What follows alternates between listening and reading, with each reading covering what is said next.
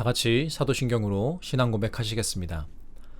전능하사 천지를 만드신 하나님 아버지를 내가 믿사오며 그 외아들 우리 주 예수 그리스도를 믿사오니 이는 성령으로 잉태하사 동정녀 마리아에게 나시고 본디오 빌라도에게 고난을 받으사 십자가에 못 박혀 죽으시고 장사한 지 사흘 만에 죽은 자 가운데서 다시 살아나시며 하늘에 오르사 전능하신 하나님 우편에 앉아 계시다가 저리로서 산자와 죽은 자를 심판하러 오시리라.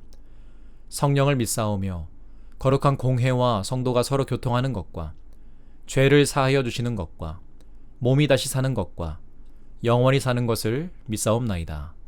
아멘. 오늘 하나님께서 우리에게 주시는 복음의 말씀은 고린도전서 9장 20절부터 22절까지입니다. 고린도전서 9장 20절부터 22절까지 말씀입니다. 함께 읽겠습니다. 유대인들에게 내가 유대인과 같이 된 것은 유대인들을 얻고자 함이요. 율법 아래 있는 자들에게는 내가 율법 아래에 있지 아니하나 율법 아래 있는 자 같이 된 것은 율법 아래에 있는 자들을 얻고자 함이요. 율법 없는 자에게는 내가 하나님께는 율법 없는 자가 아니요 도리어 그리스도의 율법 아래 있는 자이나 율법 없는 자와 같이 된 것은 율법 없는 자들을 얻고자 함이라. 약한 자들에게 내가 약한 자와 같이 된 것은 약한 자들을 얻고자 함이요 내가 여러 사람에게 여러 모습이 된 것은 아무쪼록 몇 사람이라도 구원하고자 함이니. 아멘. 샬롬. 오늘도 이 새벽에 주님 앞에 나온 여러분 모두를 축복합니다. 한 해의 첫 명절을 맞이해가는 이 아침, 선포되는 말씀을 통해 어떤 자리에 있든지 복음 안에서 담대히 서는 여러분 모두가 되시길 간절히 소망합니다. 오늘은 명절을 앞두고 만날 가족들에게, 특히 믿지 않는 가족들에게 우리 믿는 자들이 어떠한 태도를 가져야 할지에 대한 나눔을 해보려고 합니다. 오늘 본문 20절부터 22절까지를 쭉 보면 바울의 고백이 반복적으로 나옵니다. 유대인들을 얻고자 함이요. 율법 아래에 있는 자들을 얻고자 함이요. 율법 없는 자들을 얻고자 함이라. 약한 자들을 얻고자 함이요. 여러분, 이 얻고자 라고 하는 표현이 4번이나 반복됩니다. 오늘 바울이 우리에게 강조하고 싶은 핵심이죠. 유대인에게는 유대인처럼, 율법 아래에 있는 자에게는 율법 아래에 있는 자처럼, 율법 없는 자에게는 율법 없는 자처럼, 약한 자에게는 약한 자처럼. 바울은 만나는 사람마다 자신의 모습을 바꿨습니다. 여기서 우리가 오해하지 말아야 할 것은 바울이 복음의 내용을 바꾼 것이 아닙니다. 중심은 지키되 태도를 달리한 것이죠. 21절 중간을 보시면 이렇게 말합니다. 내가 하나님께는 율법 없는 자가 아니요 도리어 그리스도의 율법 아래 있는 자이나. 바울은 분명합니다. 그는 하나님 앞에서 흔들리지 않았습니다. 예수 그리스도의 복음, 그 진리는 한치도 양보하지 않았습니다. 바울이 변한 것은 그 사람들을 대하는 태도입니다.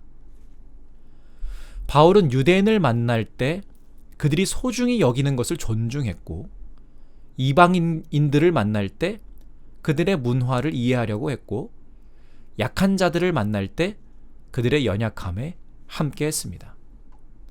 왜 그랬을까요? 그에게는 중요한 것이 있었기 때문입니다. 바로 얻는 것입니다. 그들 모두를 얻고자 함이라. 그들을 이기려고 하지 않았습니다. 증명해내려고 하지 않았습니다. 그들을 얻고자 했습니다. 그래서 예수 그리스도의 복음 안으로 결국 그들을 초대하고 싶었던 것입니다. 여러분, 이기는 것과 얻는 것, 이 두 가지의 차이를 아십니까?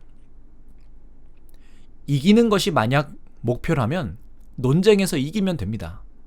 상대방의 말이 틀렸다라는 것을 증명해내면 됩니다. 내 주장이 옳다라는 것을 관철시키면 되죠. 그런데 얻는 것이 목표라면 전혀 다른 접근이 필요합니다. 그 상대방을 이해해야 하고 그 사람이 왜 그렇게 생각하는지도 들어야 합니다. 그리고 그 사람의 마음을 얻어야 하죠. 논쟁에서 이기는 것과 사람을 얻는 것은 완전히 다른 일입니다. 여러분 솔직하게 한번 생각해 보시길 바랍니다. 우리는 종종 많은 관계 속에서 이기려고 할 때가 많지 않습니까? 가족 안에서, 직장에서, 또 친구들과의 관계에서 내가 맞고 상대가 틀렸다라는 것을 증명하고 싶은 순간들이 있습니다. 틀린 것을 지적하고 싶고 내 입장을 이해시키고 싶고 결국에는 내 말대로 됐으면 좋겠다는 그러한 마음들. 사실 그렇게 행동하는 내 속내를 깊이 한번 들여다본다면 결국 그 사람을 얻기 위해서 그런 겁니다. 설득해내려고 했던 것이, 그래서 얻으려고 했던 것이 나도 모르게 이기려고 하는 모습으로 나타났을지도 모릅니다. 좀 더 쉽게 표현하자면 그 대화 이후를 돌아보면 알 수 있습니다. 그 대화 이후에 그 사람과의 관계적인 결과를 보면 알 수 있습니다. 내 말이 맞았지만 관계는 어떻습니까? 논리적으로 설득했는데 서로의 마음은 어떻습니까? 더 멀어졌거나 어색해졌거나 왠지 모르게 나조차도 공허해졌다면 그것은 얻은 것이 아닙니다. 특히 어떤 상황 속에서도 복음을 증거할 사명을 여러분 받아들이고 계십니까? 아마 이 연휴 기간에 지금 이 설교를 듣고 계신 여러분이시라면 그 사명을 분명히 인지하고 계실 겁니다. 그렇다면 오늘의 이 메시지를 여러분 잘 들어보시길 바랍니다. 우리는 오늘 사람을 얻어야 합니다. 믿지 않는 그 가족을 예수 그리스도의 세계로 인도해야 합니다. 그런데 이것이 복음을 논리적으로 설명해서 그의 생각을, 세상적인 생각을 꺾어내서 이겨야 얻어지는 것이 아닙니다. 너는 잘못되었고 나는 옳아 라고 하는 마음을 가지고 일방적인 대화로 이겨내는 일이 아닙니다. 다시 말씀드립니다. 우리는 오늘 사람을 얻어야 합니다. 바울은 유대인을 얻기 위해 유대인을 이해했습니다. 이방인을 얻기 위해 이방인을 이해했습니다. 유대인들에게 내가 유대인과 같이 된 것, 율법 아래에 있는 자들에게 내가 율법 아래에 있는 자 같이 된 것, 율법 없는 자에게는 내가 율법 없는 자와 같이 된 것, 약한 자들에게 내가 약한 자와 같이 된 것. 여러분, 바울의 이 태도를 오늘 우리는 배워야 합니다. 저는 지금 단순히 어떤 복음 전도의 기술을 말하고자 하는 게 아닙니다. 우리의 관계를 맺는 방식이 어떠한 거를 깊이 살펴보기를 원하는 것입니다. 여러분, 우리는 명절이 되면 다양한 관계 앞에 서게 됩니다. 오랫동안 연락이 끊겼다가 정말 오랜만에 만나는 가족들, 매번 어색한 질문들을 던지는 그 친척들, 또 혹은 믿음이 없는 부모님, 또 교회를 다녔었지만 지금은 떠난 형제나 자매들. 여러분은 그들과 주로 어떤 대화를 나누십니까? 그리고 그 대화 속에서 여러분은 이기려 합니까? 아니면 얻으려고 하십니까? 잘 한번 생각해 보시길 바랍니다. 그리고 만약에 그들을 진정으로 얻고자 한다면 여러분은 어떤 대화를 나누실 겁니까?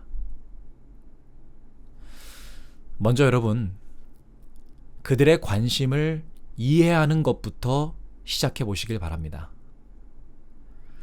저는 오산에 사시는 이모님 가정을 전도하고자 노력하고 있습니다. 이번 설 명절에도 만나게 될 텐데 매번 명절 때마다 저는 이모와 이모부님의 생활에 대해서 또 요즘 어떤 부분에 관심이 있으신지에 대해서 묻습니다. 주로 돈에 대한 이야기가 많죠. 주식시장에 대한 이야기, 또 부동산에 대한 이야기가 나옵니다. 또는 건강에 대한 이야기도 좀 합니다. 그런데 개인적으로 조금 특별한 것은 이모부님께서 판소리를 하시는 분이십니다. 그래서 그것에 관련하여 다양한 이야기도 많이 듣습니다. 그런데 그러다 보면 참 신기하게도 교회 이야기로 흐르게 됩니다. 제가 의도한 것이 아닌데 먼저 이야기를 꺼내십니다. 옛날에 교회를 다녔던 이야기, 또 교회에서 판소리 수업을 하셨던 이야기, 그런데 또 어떤 상처를 받았는지에 대한 이야기로 흐르고, 그래서 결국 교회를 내가 지금 안 다닌다 라고 하는 그러한 자기 고백으로 이어집니다. 제가 전도사여서 그러실 수도 있지만 저만이 아니라 믿는 사람들이 믿지 않는 가족과 대화할 때 이러한 대화 경험이 있으신 분들이 종종 계실 겁니다. 듣고자 했을 뿐인데 복음과의 접점이 생길 때가 있습니다. 물론 이렇게 대화가 흐를 때에는 복음에 대해서 이야기할 기회가 있기 때문에 참 좋습니다. 그러나 제가 말씀드리고 싶은 것은 우리가 먼저 그들의 관심을 이해하는 것에서부터 그 모든 것이 출발한다라는 것입니다. 우리는 누군가와 관계를 맺으려 할 때 종종 내가 하고 싶은 말부터 꺼냅니다. 내가 전하고 싶은 것, 내가 설득하고 싶은 것을 먼저 꺼냅니다. 그런데 여러분, 잘 듣습니까? 안 듣습니까? 고개는 끄덕이고 있겠지만 마음으로는 듣고 있지 않을 확률이 높습니다. 그래서 여러분, 이번 설 명절에는 그들의 이야기를 먼저 듣는 것에서부터 시작해 보시면 어떨까요? 요즘 어떻게 지내? 우리가 많이 하는 의례적인 질문이죠. 그런데 묻고 난 후에 진짜로 들어보시길 바랍니다. 정말 요즘 어떻게 지내는지. 또 이것이 나의 말을 하기 위한 그런 질문이 아니라 듣기 위한 질문으로 해보시길 바랍니다. 그 사람이 말할 때 판단하거나 또 평가하려고 하는 그 마음도 잠깐 내려놓으시고 그냥 들어보시길 바랍니다. 그가 무엇에 힘들어하는지, 그가 무엇을 또 좋아하는지, 그가 지금 어떤 삶을 살고 있는지, 그것을 물어볼 시간이, 그리고 들어볼 시간이 지금이 아니면 없습니다. 있겠지만 저는 없다고 생각하고 들어보길 바라는 마음으로 말씀드립니다. 여러분, 요즘 많은 사람들이 관계 안에서 지쳐 있습니다. 비교당하는 것에 지쳐 있고, 기대에 부응하는 것에 또 지쳐 있고, 말하기 전에 이미 판단받는 것에 지쳐 있습니다. 그렇기 때문에 내가 정말 진심으로 그들의 삶을 들어준다면, 아무 판단 없이 온전하게 들어준다면 지금껏 경험하지 못한 대화가 오고 갈 것이라 저는 확신합니다. 특히 여러분, 명절 단골 질문이죠. 너는 왜 아직 결혼 안 하니? 너희는 언제 아기 낳을 거니?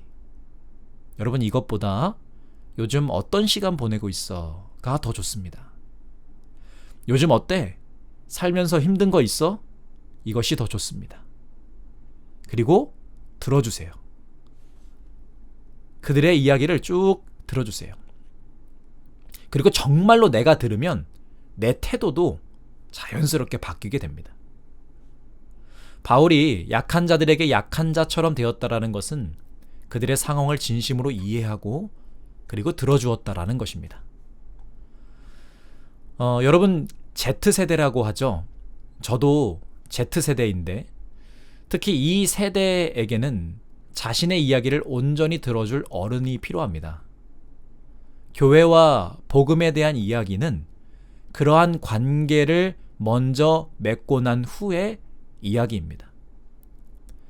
저는 여러분 모두를 축복합니다. 소통하는 명절이 되기를 간절히 소망합니다. 22절 말씀을 보면요, 내가 여러 사람에게 여러 모양이 된 것은 아무쪼록 몇 사람이라도 구원하고자 함이니 라고 말씀하고 있습니다. 여러분, 아무쪼록 몇 사람이라도 라고 하는 이 표현에 주목하시길 바랍니다. 바울은 모든 사람을 다 변화시키려고 하지 않았습니다. 결과를 하나님께 맡겼습니다. 내가 할 수 있는 것은 이 방식을, 이 태도를 바꾸는 것이었고 그 모든 결과는 하나님의 영역임을 알았습니다. 여러분, 우리도 그렇습니다. 내가 만나는 모든 사람들을 변화시킬 수 없습니다. 또 이 모든 관계가 한꺼번에 회복될 수는 없습니다. 그러나 우리가 할 수 있는 것을 해나가기를 바랍니다. 특히 이기려고 하지 말고 얻으려고 하는 것. 내가 말로 설득하려고 하지 말고 나의 태도로 보여주는 것. 내가 옳아, 그것이 아니라 너를 이해하고 싶어. 왜 이렇게 안 살아? 저렇게 살아야 돼. 라고 하는 것이 아니라 너는 어떻게 지내고 있어? 너는 어때? 어떠한 부분이 힘드니? 요즘 주로 하는 고민이 뭐야? 바울은 복음의 중심을 지키되 사람들을 대하는 방식을 바꿔서 결국 그 사람들을 얻게 되었습니다. 여러분, 우리도 그렇게 되기를 바랍니다. 복음은 지키되 방식은 유연하게, 진리는 타협하지 않으며 내 태도는 겸손하게. 여러분, 그렇게 이해하면 보여지는 길이 생깁니다. 말씀을 마무리하면서 우리를 구원하신 예수님의 방법을 다시 기억하기를 바랍니다. 요한복음 1장 14절에 말씀이 육신이 되어 우리 가운데 거하심에 라는 말씀이 있습니다. 하나님께서 우리를 얻기 위해 우리의 언어로, 우리의 삶의 자리로, 우리의 현실 속으로 들어오셨습니다. 우리를 이기기 위해 오신 것이 아니라 우리를 얻기 위해 오셨습니다. 정죄하기 위해 오신 것이 아니라 구원하기 위해 오셨습니다. 그리고 그 복음을 받은 우리가 이제 같은 방식으로 살아가는 것입니다. 명절의 자리에서, 불편한 질문을 받는 자리에서, 신앙이 없는 가족과 마주하는 그 자리에서, 혹은 조용히 혼자 보내는 이 시간 속에서조차도 우리는 복음을 가진 사람으로 서 있습니다. 그렇다면 오늘 말씀은 우리에게 분명하게 말합니다. 이기려 하지 말고 얻으라. 여러분, 한 번의 대화로 누군가가 변하지 않을 수도 있습니다. 이번 명절에 당장 교회로 나오지 않을 수도 있습니다. 복음의 이야기를 꺼낼 기회조차 없을 수도 있습니다. 그러나 괜찮습니다. 바울도 말했습니다. 아무쪼록 몇 사람이라도. 결과는 우리의 몫이 아니라 하나님의 영역입니다. 내 이야기를 잘 들어주는 좋은 어른 정도로만 남을 수도 있겠지만 그것만으로도 좋습니다. 그것이 복음을 위한 마음이 담겨있는 행위였다면 그 심겨진 씨앗이 어떠한 열매를 맺을지는 결국 주님께 달려있는 것입니다. 우리 사랑하는 모든 성도 여러분, 여러분에게 흘러넘치는 예수 그리스도의 향기가 어떤 방식으로든 잘 전해지는 이 설 명절 되기를 간절히 축복합니다. 기도하겠습니다. 하나님 아버지, 오늘도 새벽에 우리를 말씀 앞으로 부르시고 복음의 길을 다시 한번 보게 하시니 감사합니다. 주님, 우리는 관계 안에서 얻기보다 이기기를 원했던 마음이 있었음을 고백합니다.